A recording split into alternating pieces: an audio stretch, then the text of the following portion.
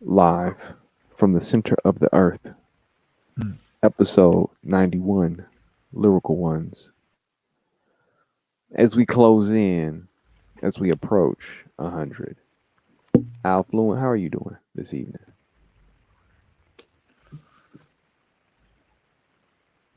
You know, I'm in a good place, but I don't know what's so special about hunting. It's it's not a round number. I mean, it kind of is. 10 times 10 is cool, but ain't prime numbers a little better than you know numbers squared? Like 100 is cool, 100%. Like I'm not so attached to $100. I'm not so attached to 100 cent. 91 is nice though. 91 is a good year. It's vintage. You know, 91 what centimeters is a good height.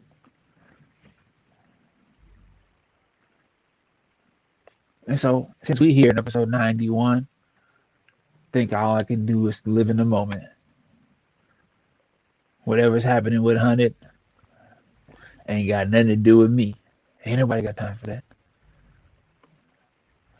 I'm just here riding this wave because can't stop the waves. You can only learn to surf. It's another Wednesday.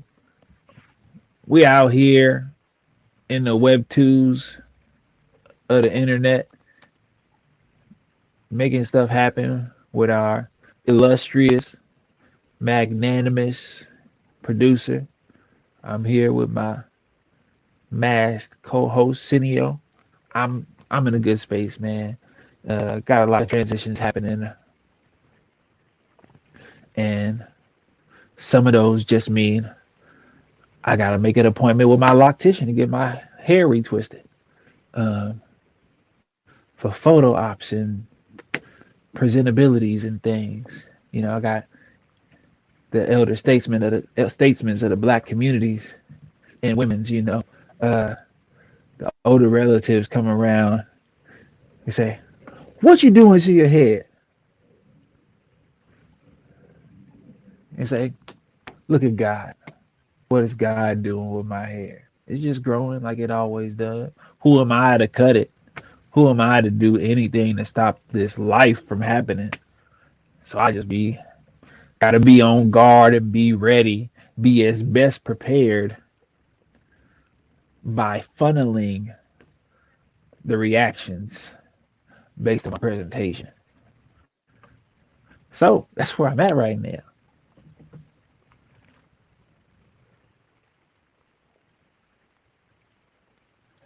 I like $100. If it was flying down the street and I seen it, because it don't come in 91s, If it I'm was getting flying a down the hundred street, dollar I bill. catch it before you. I mean, depends on how far ahead. If I got a good 40 feet I'm ahead, on like the other ahead, side, and I'm coming from the other side. I'm not behind you or in front of you. I'm on the other side, and it's coming to me. it ain't a prime number, so it definitely coming my way. Got it. So, right, you know, 91. It is. You right. It's dope. Be in the moment, present. I'm here. Right. Yep. Um, things about 91. Beautiful time. It's a beautiful, beautiful time. Oh, man, to take it from 1991, right? I don't remember much of it, but I'm thankful for it. Forever grateful for it, right? As you were saying, Nice. right? Like Well done. Well done. presentation purposes and all that. Like, um, I feel you. I feel you when it comes to having your elders make their little side bus comments on what's going on. You know, when the ones that help you, they just do it, and the ones that can't, they just keep on going. They keep saying all the things that remind you what you need to do. So I feel that. Man, blessings, peace, prosperity, gratitude, just receiving what the universe has for you, love and abundance is so amazing to see. When you ask, you will receive, but you gotta. Sometimes your leap of faith isn't always like a leap of faith. Sometimes it's a leap of fact. But what you see around you in the moment, at the moment before you leap, it's very easy to convince yourself that, you know, oh, you need to have faith when in reality it's a fact and you just have yet to accept the facts. I'm saying that in reference to so many things in the world and how life is and what we do. Um, if you really want something, you don't even consider it as having faith anymore. You consider it as in pursuit of a fact that has yet to come to you or that you're on the way of accomplishing or that you're coming into fruition of. Um, in light of Kanye's documentary, having watched it, having been moved by it, having been reflected many things, the differences in my life, and seeing how things, manifest, and thinking about family and thinking about the importance of the people in our lives, going back to the elders, those people who love us, who, you know, are perfectly flawed, right? For better or for worse. It's just a lot to just be appreciative of. So that's where I'm at right now, episode 91. That sense of like being able to like appreciate those times spent and those people who willing to tell you like what you doing with yourself, what you doing. Yeah. Sometimes I wish I could see evidence of celebrities having more people like that in their lives. But I'm basically at a point where I realize that we are watching a great artistic vessel express himself. But more than that, watching him not turn up like Kurt Cobain, right? Like I'm watching him not kill himself. I'm watching him not get gunned down like Pac and Big. I'm watching him escape the time capsule of dying young, where artists burn out, bright lights get burned out. Ricky Valens, Jimi Hendrix, Randy Rhodes, Kurt Cobain, young talents with a lot of life ahead of them stop short for various reasons. I'm watching him, luckily, not overdose to where he, dies because of his own vomit. Um, I'm watching him be polarizing and inspiring and gaslighting all at the same time. Um, and it's wild because in hip hop, like you can name the folks who got 7 albums, you know, 8 albums on 2 hands, you know, let alone got them and done them, well, right? It's like Eminem just, reached a milestone where he's, got the most gold and platinum singles, in music history. That's wild, especially for it to happen in this digital age where he's, had less exposure and been, released less music, in these last couple of years. Still some content and still, dropped a project.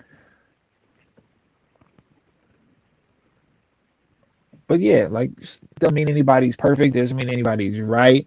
Doesn't mean that they get a pass because they're a genius artist, but still toxic to people around them.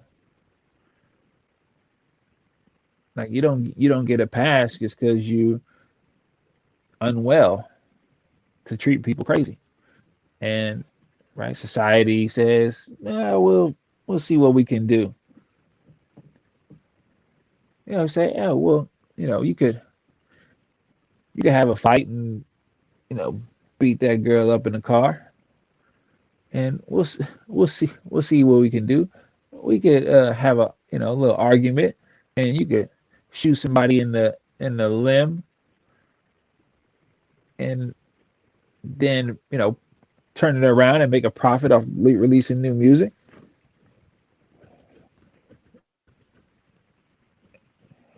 We watch a lot of people do harm. A lot of hip hop acts, a lot of rap acts. Let me say that. Let me say rappers making a differentiation between rappers and MCs. I It's things you got. mean, It's things you got to do and things you got to do right. And so there's a lot of rappers who, in the last 3, 4 years, have been exposed, and some have done time for being violent towards women. And in in some countries, right, femicides or specifically women being killed is a common, detestable, disgusting, saddening thing that happens commonly. And in the United States, we would like it to not be so. But the truth is that for entertainers, sometimes as they cause harm to women, they basically go on sabbatical. Sometimes it's a week, sometimes it's a month, sometimes it's a season, sometimes it's a year or two.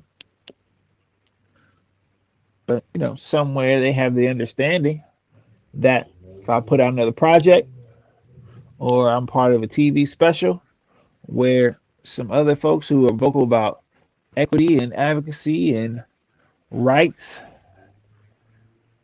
if I'm performing on the same stage as them, I can get most of my fan base back, and get a few extras. I can get some bonus market share, bonus market value. But it's wild because like it's left and right, and I don't know what it would have been like if Pac had outlived his mother. I don't know what it would have been like if Big outlived his mother.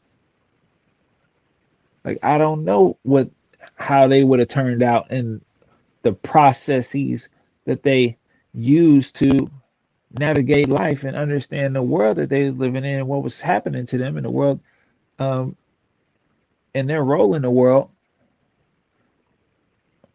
I don't know if they would have, turned out much different than being polarizing figures. And they might not have had any great albums after 4 and 5 were released. They might not have been people who would have grown or evolved. But when you look at their skill set, you say, "Oh man, yeah, well, you got a storyteller here, you got a braggadocio type here."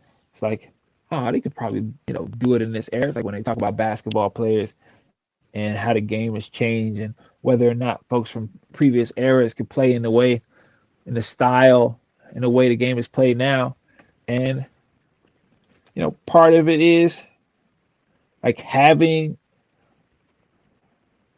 skill sets that are adaptable, right? Having skill sets, just like in the real world, right? It's like if you get into a job, right, you're expected to come out of college or come out of education with some skill sets that allow you to learn, which allow you to be trained to do a job, which companies have to do if they hire you. They have to show you whether you are equipped or not. They have to show you how to do the job. And as you receive adequate training to do so, right, they can put you on a probationary period. That's kind of what the probationary period is for. Is say, here's 90 days. Let's see if you can get all this right. And you don't actually need a college education to do that. You just need to get hired to get trained. And we watch a lot of people with talent go jobless and in debt because they got the credentials,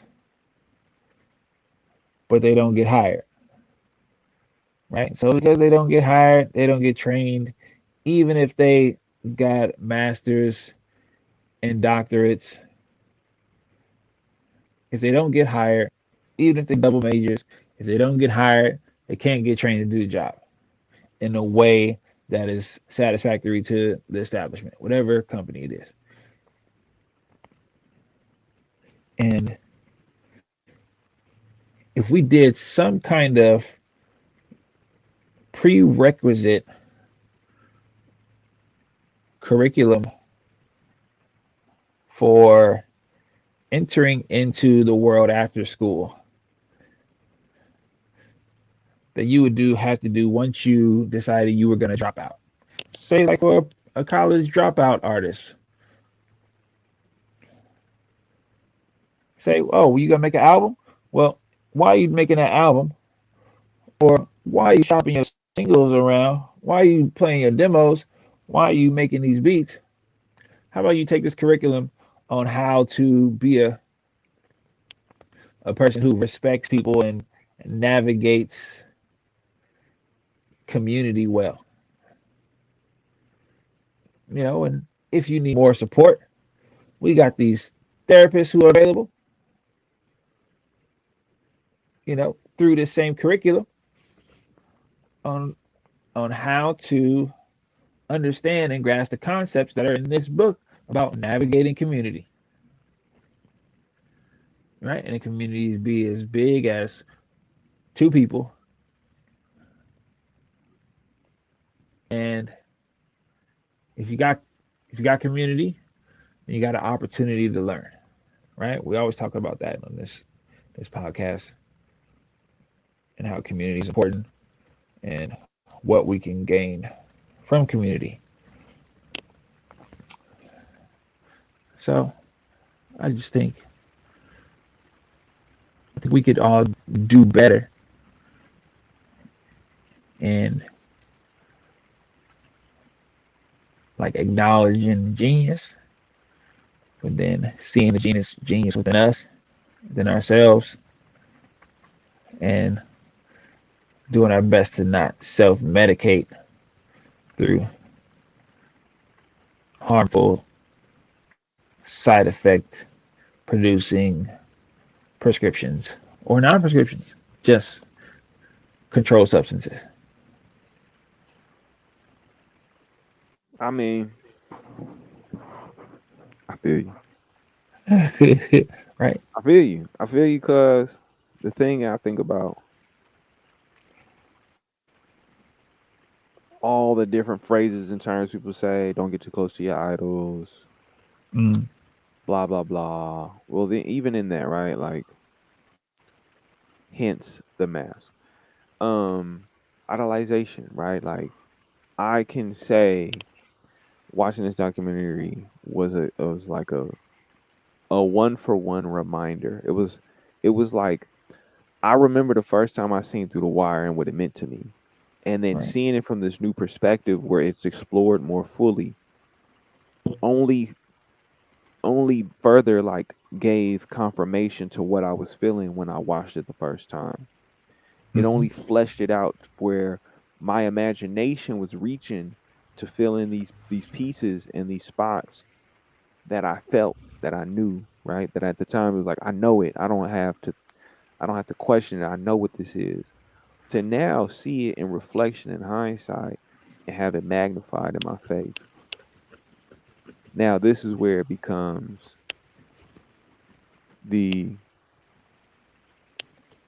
the depth of reality without leaning and favoring one way more than the other, right? It's I see everything on the spectrum, the good, the bad, right? The light and the dark. It all exists in the same time and space. It exists all at once. It's not something that is separate or that doesn't have relation to. And I know that's tough for a lot of people to accept. Is like, oh, how could you say that? How could you make this comparison, this person to that person, or saying that this is like that? And it's like everything's related. And that's not to minimize or to enable.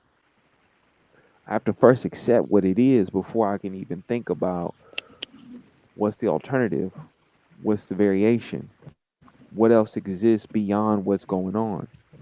Right.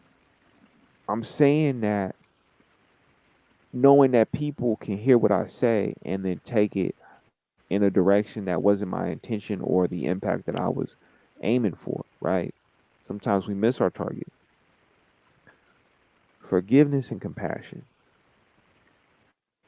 I'm saying that because it's something I have to exercise. I've always exercised it. Working in the community, you work with people who are in turmoil, adversity, they're in conflict, they're in crisis. Right. And the way they show up sometimes may mean as they're being harmed, they'll harm those around them, right? Right.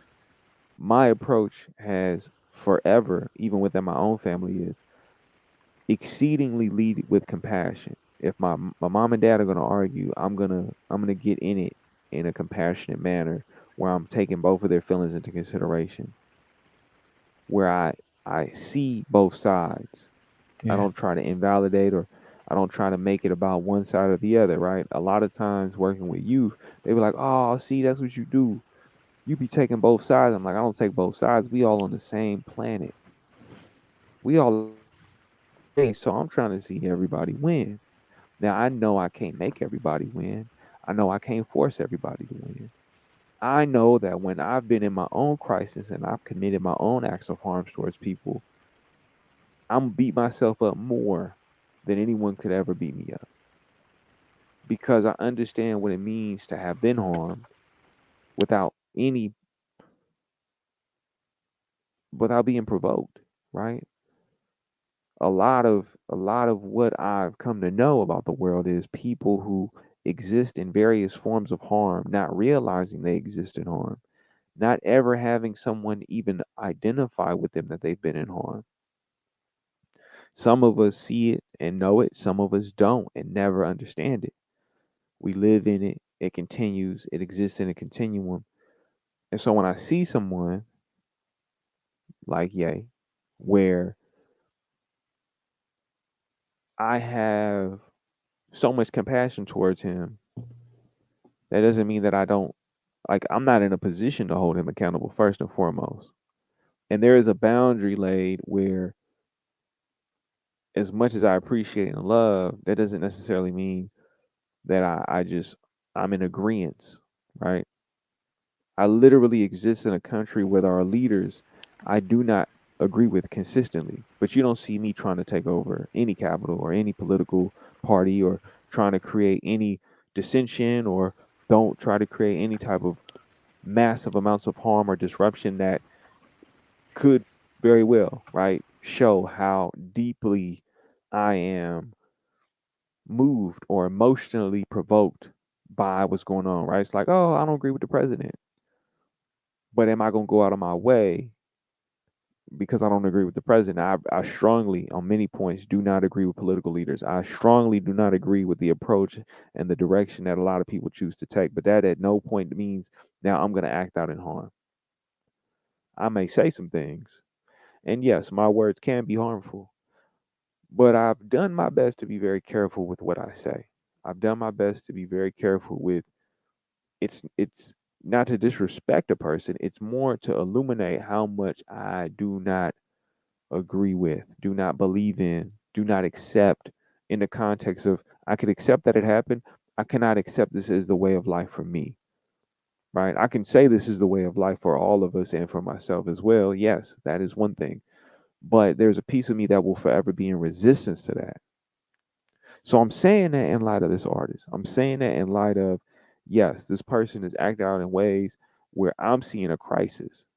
That does not negate the harm that he's committed to those around him that he says he loves.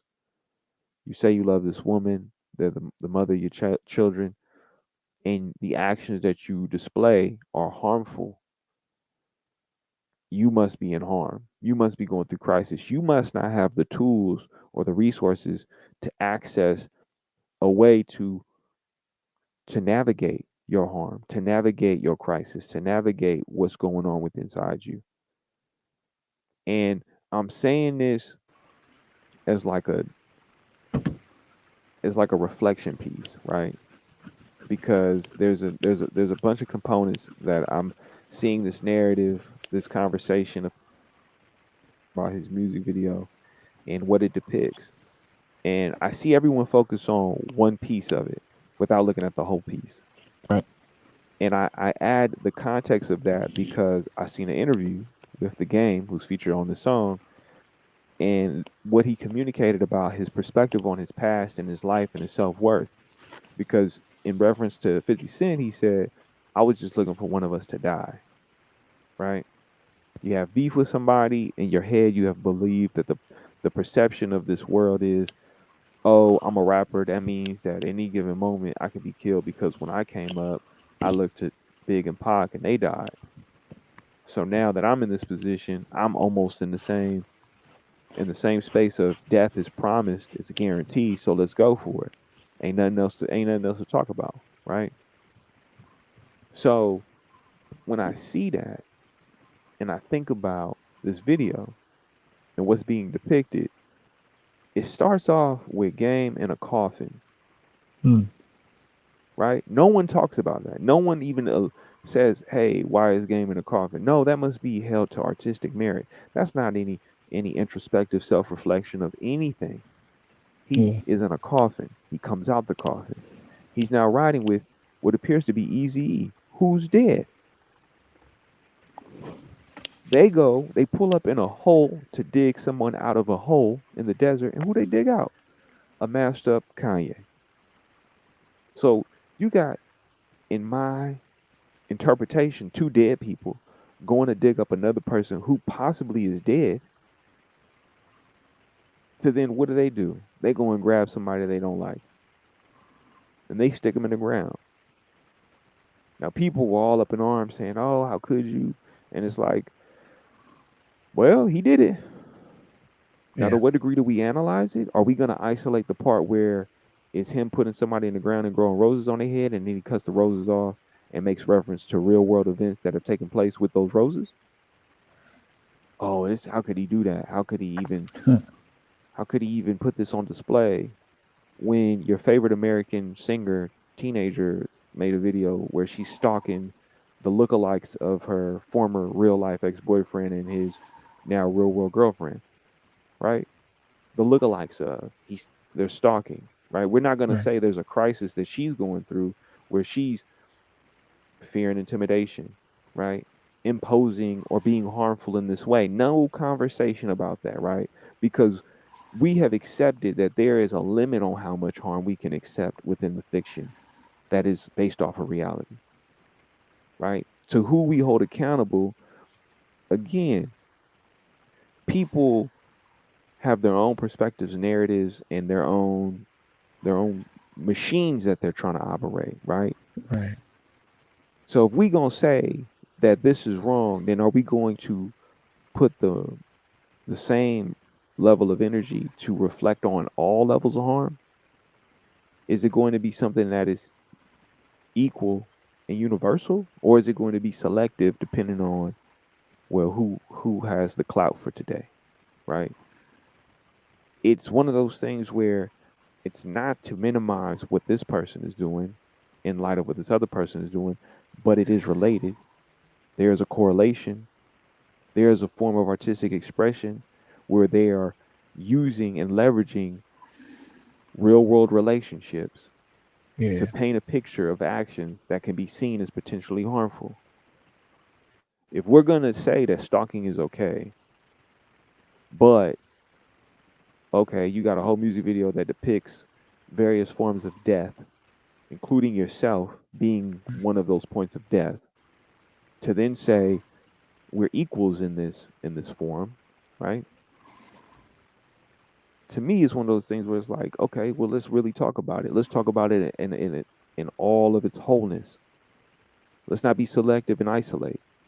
Let's look at every aspect that relates, that ties into. Because then when you got that same artist talking about I'm dead, and that's his poem, people say, "Oh, the narrative isn't with compassion. It isn't about like we want to talk about mental health, but we want to always be selective on how it's used and who it's used for and in what reference. Not with a compassionate and healing perspective, but in a very judgmental tone where we can minimize a person or reduce them to what the diagnosis is or what we believe the diagnosis is to then say, oh, that's because they suffer from XYZ, not because they're a whole person who is dealing with a variety of things, right? How we receive people, how we pull them in, how we treat them, how we talk about them. Yeah. Because we'll talk in all like wonderful glory about one person who makes a video about stalking their ex versus the one where they are depicting the claymation variation to the celebrity deathmatch version because it was Right. celebrity deathmatch. It was like, oh, it's everybody's dying. Oh man, we should look back at the past and really proclaim and say celebrity deathmatch is horrible. It's horrid. It's disgusting. It is so harmful. Are we going to talk about that?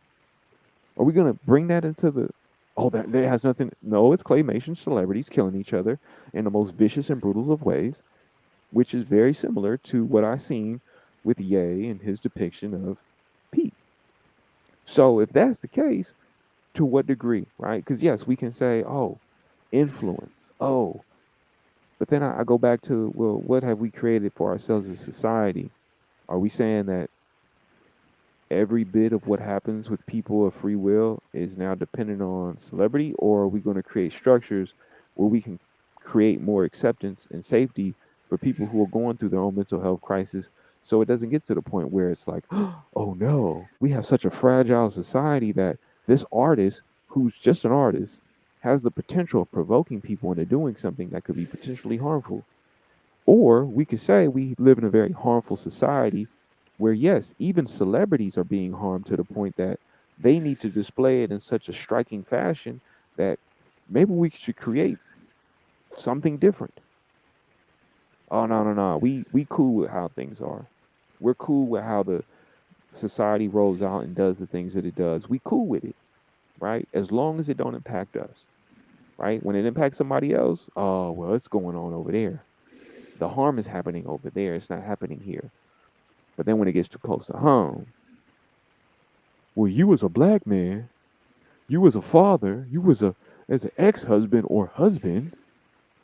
Oh, let's throw in every variation. Not you as a young, I don't know, racially ambiguous child who has the ability to influence other girls into doing stalker-like behavior where it could be potentially harmful to your mental health. No, no, no, no, no, no, no, no, no. I don't hear that. Right? We gonna go one way with it. We gonna isolate. We gonna put you in a box, right? Oh, we know you got mental health issues. Let's dive in deeper and let's pick, let's probe, let's go in on you, right? We not gonna take the whole video into account. We only gonna isolate what we want from it.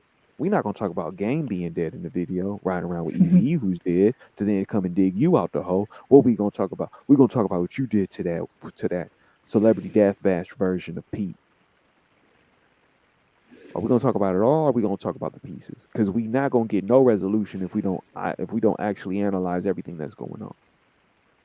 Because yes, me working in the community, I can reflect on that and knowing how many times people will be so selective in how they treat people, where they won't sit there and look at everything. They'll just isolate what they see in front of them, not taking the moment, not holding restraint, not giving space for compassion. I'm not saying the benefit of the doubt. I'm not talking about doubt. I'm not talking about benefit of any of that. What I'm saying is restraint. What I'm saying is space. What I'm saying is compassion. I have been through things in life, and I remember how I was treated. I remember how people treated me. I remember what was said to me. I remember the things that had positive impact where I can Yeah. be of support to those that need support, Right. right? I remember the things that helped build me up, that rehabilitated me, that gave me healing. So what do? I take that, I refine it, and I give it to others. I find myself in a place where I'm most called on, most referenced, or seen as a person of positive support and healing. I come with a restorative approach. I come with a approach that's based off of universal design. What's universal design? That means that I accept and know that everyone has a different way of learning. Whether they have challenges, difficulties, adversity, whatever the case may be, I have to provide whatever I can in a variety of ways that is universal for all to be able to access. It has to be accessible. I understand that social emotional plays a role in that aspect of learning.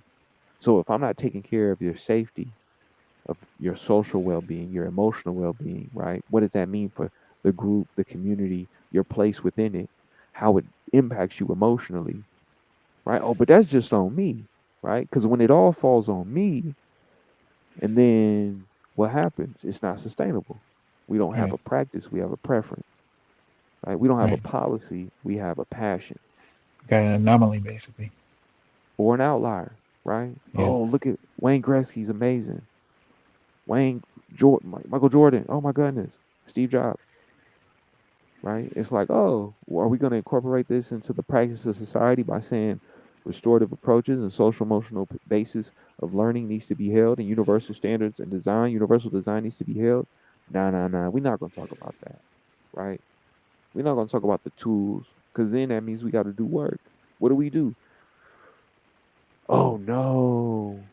Let's talk about this one aspect that I want to isolate instead of talking about the whole thing because it's For all sure. related, That's right. Go right? ahead. It's just one of those things where I just really see it as I'm not minimizing or invalidating the harm. There's harm. I'm not going to talk about right or wrong. I'm talking about harm. I see a Mm-hmm. person committing acts of harm who's obviously in harm, and I don't see a society that has any structure or any practice in place for like intervening with the harm, right? To actually receive the harm, right? I see people who are judgmental who continue to perpetuate more harm for a harmful outcome that is greatly more exaggerated or worse in many capacities that isn't creating any space for healing, for no repair or no restoration. And I'm saying that because it's easy to say, "Oh man, my arm is sore.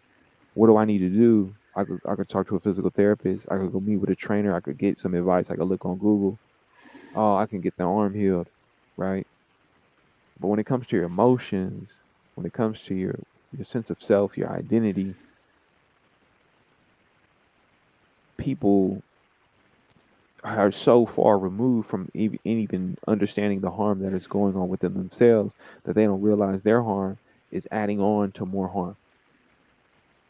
Their harm is putting more harm in an equation that we don't need more harm. I wish, I hope, I work towards a way of us communicating with each other where we speak in terms of harm and healing. Because, look, if I'm done wrong, you harmed me.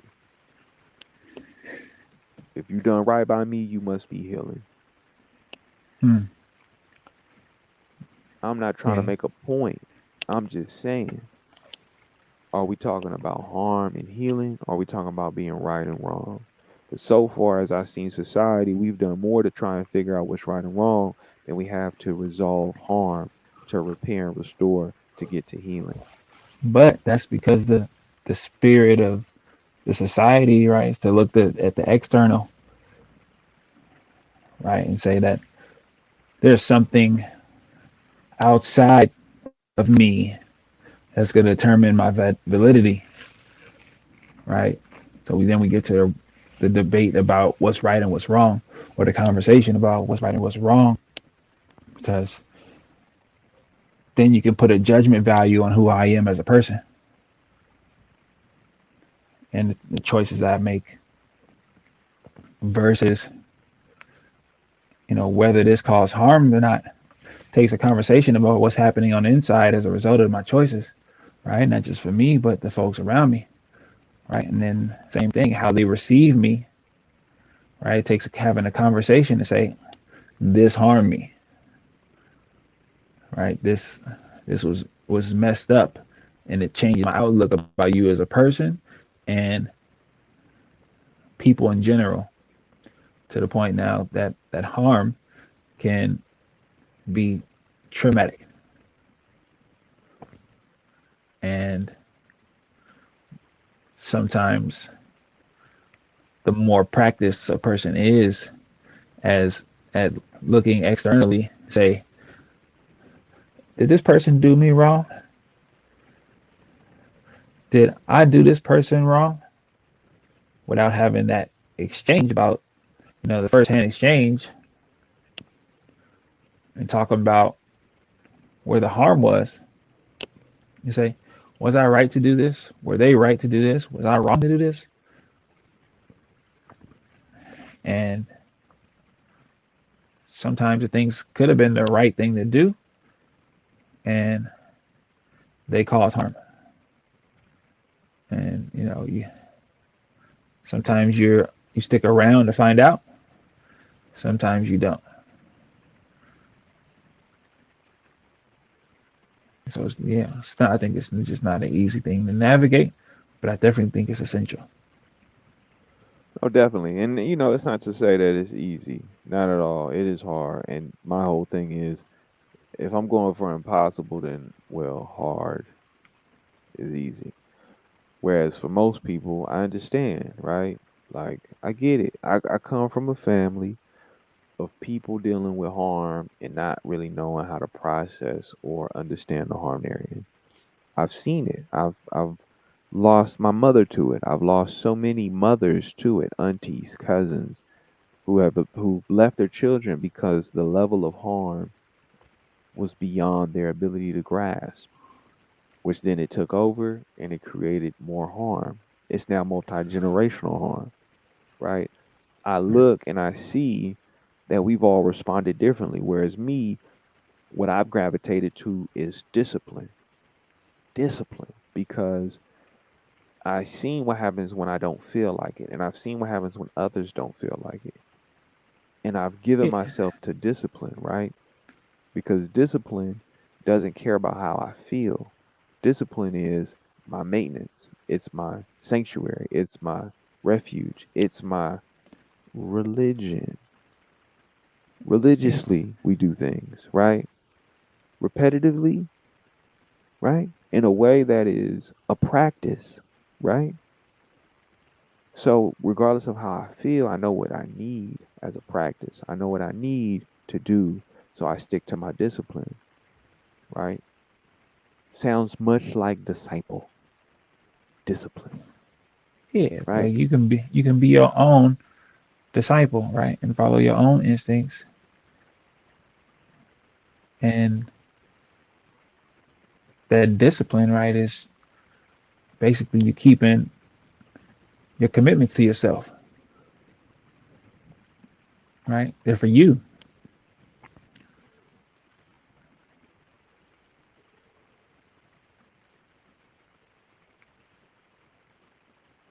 Staying faithful, Right, staying faithful to myself, staying faithful to who I am. Stay faithful. right. And that builds confidence, right? That builds self-esteem. It builds momentum, right? If I can keep this one thing going and be disciplined in this one thing, what else can I see in the world that I can correlate this skill set and say, oh, this is just like the time that I did this one thing in my discipline, that I was faithful to myself. Say, if I do that, it's this, do this again, and this other project, there's another activity, this other choice, and work to be prepared, I can have another solid experience and keep this momentum going where I am looking after my commitments and my conviction and saying, yeah, this is how I'm gonna operate. This is what I'm gonna do, and this is how I'm gonna do it, and then follow through with it. And sometimes it means right not having the ideal or optimal situation. Sometimes right, your practice, you're working out, you're stretching, you're dancing, capoeira, whatever kind of movement, right, you may you may want to do, it can still be something that shapes the way you see the world, shapes the way the world sees you, just because the way you see yourself, right? Just because you stay faithful to yourself, been your own disciple. No, definitely. Staying faithful. It's so important. Being committed, being able to withstand. Um, it's a thing that, yeah, like, it's not to belittle other people's experiences, to say, come on aboard, come on, join. See what it is for yourself, because it ain't what I'm doing. It's before me. It's existed prior to me. If you look at the phrasing and terminology of most of the popular books, literature, belief systems, whatever you want to call it, dogma, you'll see that what I'm saying is not about me, it's beyond me. And I had to accept that. I had to submit to it. It's difficult at first, but once you develop the practice, you realize that there's an infinite journey of like limitless ability to go beyond plus ultra. And it's, it's easy to get so fixated, speaking to time and space. It is they are one and the same. Because in our mind, we could go and travel back to a time, right? We can even manifest the future, right? Now when you look back at the past, it's incomplete. There's bits and pieces. It's not the whole thing. It's not every single thing as it was in the moment. It's what most sticks out. And even that can change and mutate over time, right? It's usually just the feelings, maybe a couple smells, maybe a couple tastes, but it ain't the same as when you experience it. Same as the future.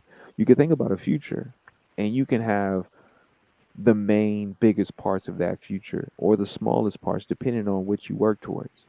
You can think about it. You can make it happen, right? You can reminisce on the past and reflect. You can become sad about the past and be depressed. You can be anxious about the future, or you can anticipate what's to come. You can construct what it is that you want for yourself. And in this moment, the one that we are in, this existence that we share, in this ever passing, ever gripping movement into the future, this present moment, the discipline, the practice of what you do determines how you process what was and what will be. If what you do today is ignore whatever ails you, whether it's in your heart, whether it's in your soul, your body, your mind, then yes, ignore it. And tomorrow it will be there waiting for you. Right, If the practice is to keep ignoring it, well, don't be surprised if things don't look the same as it did in the past. right. It's one of those things that is like it all exists right now, time and space. How far you choose to go. If I'm telling myself today, you know what, I'm taking my family to Mars. Yes, people will scoff and say, "Oh, here we go." By all means, that's your ability to reason with what I'm saying. But if that's a journey that I'm headed on, that's a journey that I'm headed on. It has nothing to do with how you feel. I don't care. It means Just nothing just gotta get it because I done. know what I want. I know what I'm focused on. I know where I'm headed.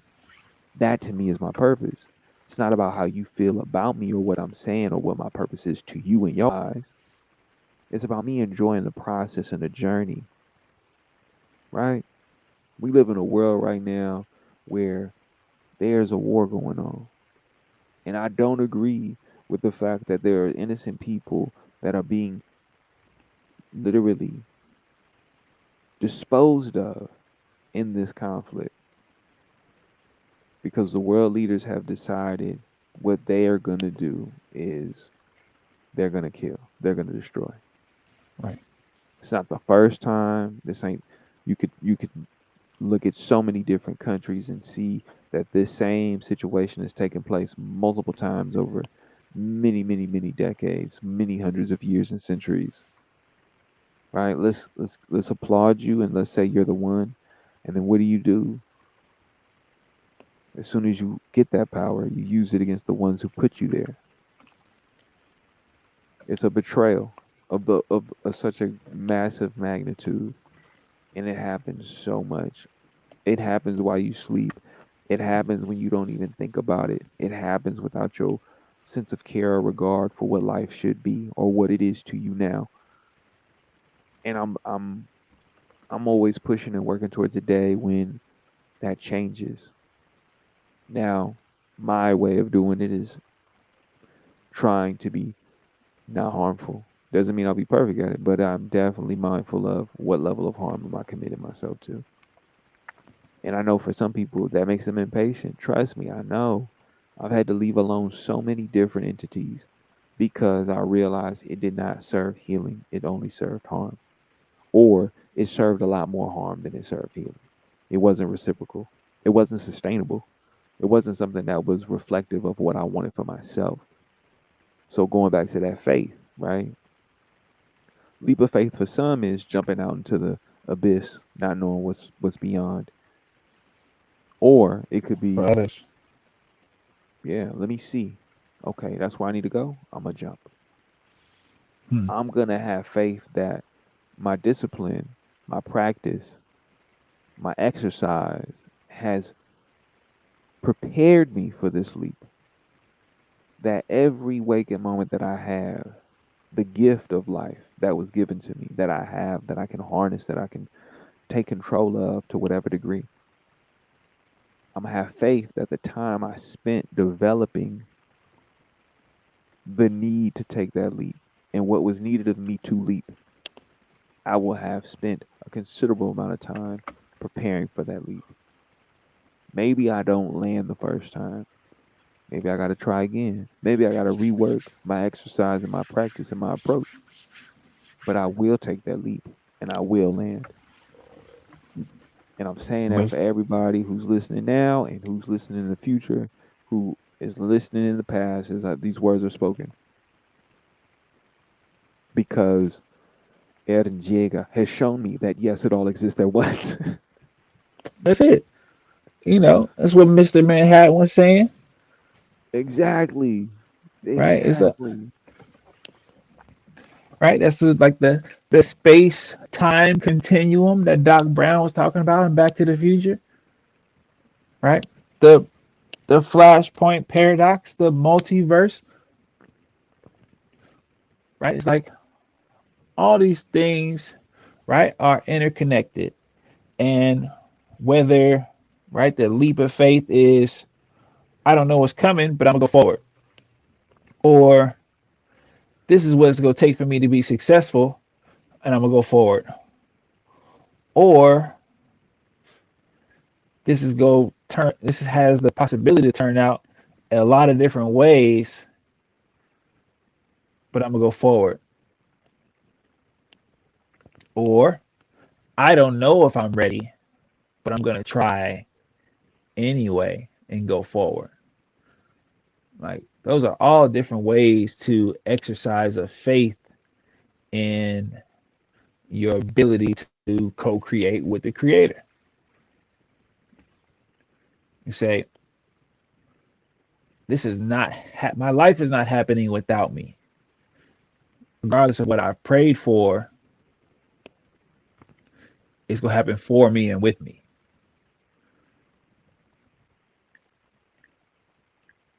And that's probably the only way it's going to happen, right? It's like if I never buy a scratcher, I can't win, right? So if I don't go outside or go to where the opportunities are, I can't take those opportunities. I can't execute, right, those opportunities, right?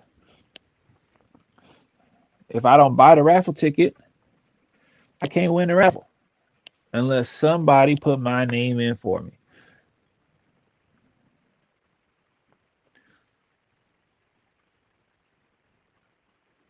But if I don't go outside, I don't meet that person. If I don't step out into the world, right? If I restrict my interactions, right, with the coordinate, with the space-time continuum, with the multiverse, if I don't go through the reality, the timeline, and say, I'm gonna make this choice, this choice, and then see what happens, right? That's how I create my reality. So you just go through life, go down the road making choices. Right? I'm gonna stop here and do some push-ups. I'm gonna stop here and do some squats. I'm gonna stop here and do some split sit-ups. I'm gonna stop here and take a jog for 10,000 kilometers. I'm gonna do the things that call out to me. But just because they call out to me, don't mean I develop a skill set to be proficient, right, or to move forward, or to even enjoy them. Sometimes people don't enjoy stuff because they never adopt the skill sets to be successful. It's like, I don't want to do that. It's weak. I hate playing the piano. It's weak. I don't want to play the violin. It's weak. It's like, oh, maybe, right? You at a point where these are weak skill sets for you, and you haven't had a lot of exposure, right, or a lot of practice with starting from level one, because a lot of people start there, and even if they end up becoming Steph Curry, Kevin Durant, Kyrie Irving, Ja Morant, Kobe Bryant, Michael Jordan, Tiger Woods, Serena Williams. Some people progress from level 1 to level 10 very quick.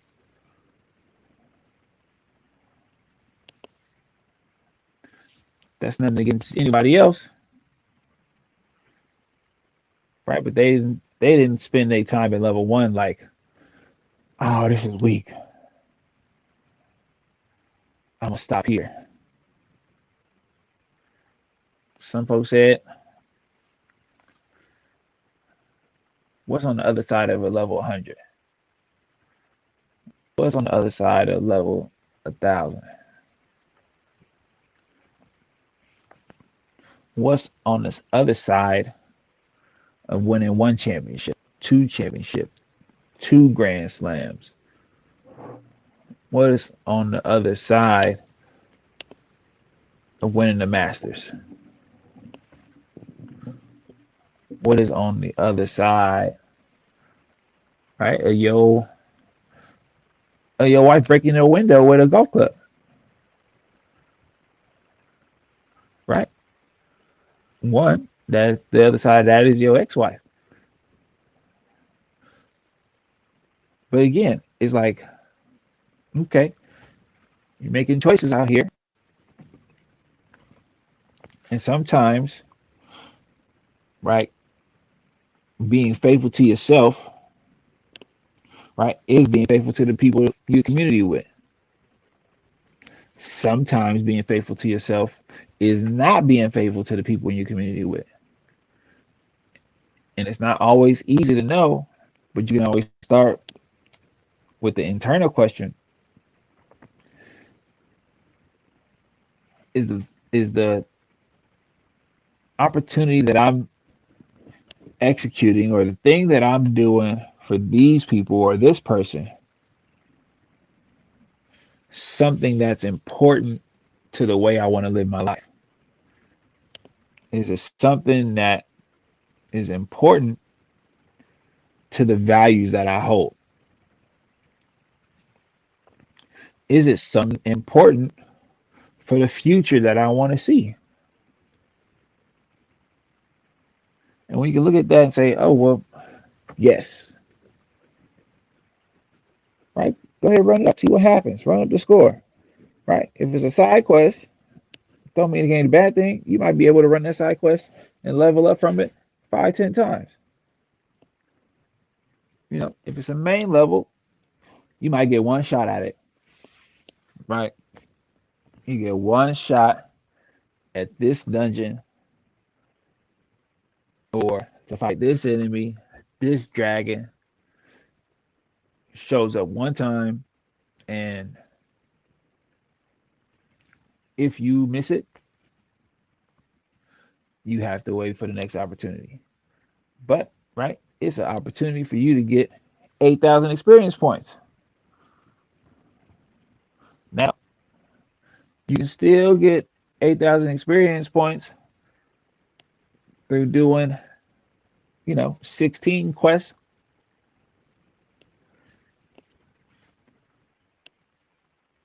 and that's cool. 500, 500 a quest, you'd be right there. 16 quests, you're right there, 8,000. No problem.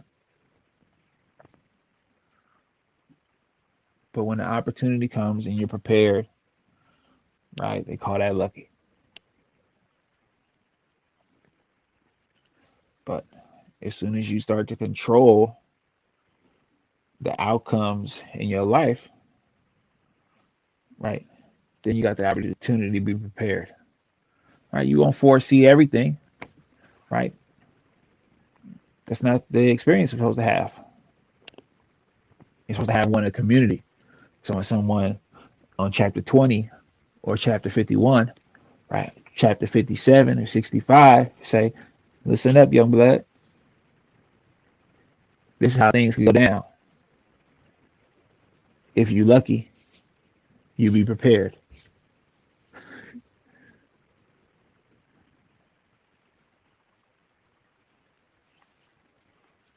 I mean, I'm just looking for more space for healing. Ultimately, I know it's selfish. Me wanting healing for so many who aren't getting it or receiving it, but that's my humble request. Who am I? A person from the community who has become exhausted by how much we become complicit and enable people to do things that are very harmful. I'm tired. And I see what society has before me, and I'm going to utilize some of those tools and structures to push things in a different direction. But I do take the time to figure out what the harm is with yourself, and don't be afraid to ask for help with repairing the harm. That's my thing. Don't be afraid to ask for help. However that looks, wherever that is, even if it's here on this podcast, start. Um, but you have to look and reflect on what is harming you, what has harmed you, how has it impacted you, what is it doing to you, And, you know, episode 91, Affluent. Any final thoughts for the people of episode 91 as we about, you know, harm?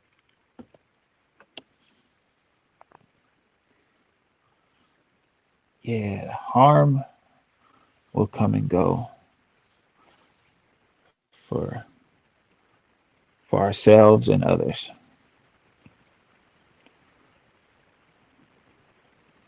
Acknowledging the harm allows space for healing.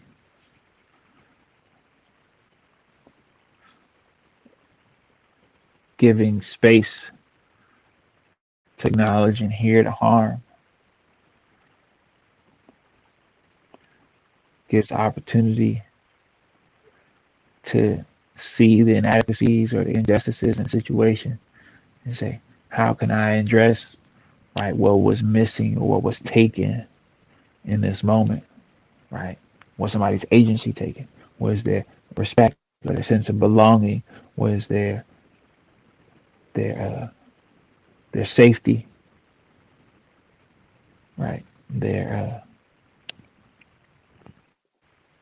ability to be heard, right? The opportunity to be heard, was that taken? And if we can look at what was taken, then we can Liam Neeson our way through some things for healing. Sometimes I may take from an opportunity. Sometimes the opportunity may take from me. Sometimes someone may take from me. Sometimes I may take from somebody else. And that exchange may cause an imbalance or an injustice. And I gotta say, oh man, I really stepped on your toes there and didn't give you an opportunity to make a choice for yourself. And right, it's something I think we always got to look at and say, oh man, am I really trying to do this with people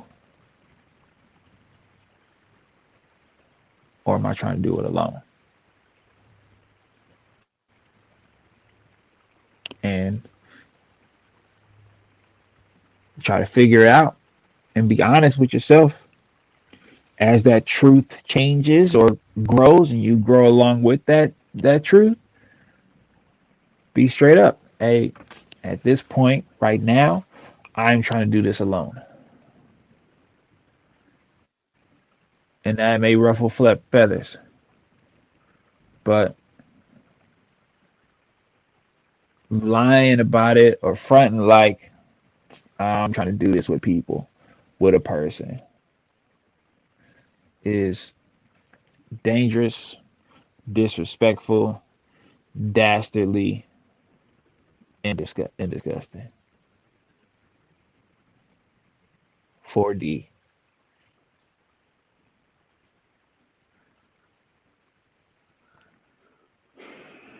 The truth, as it has been spoken, affluent. This is episode 91,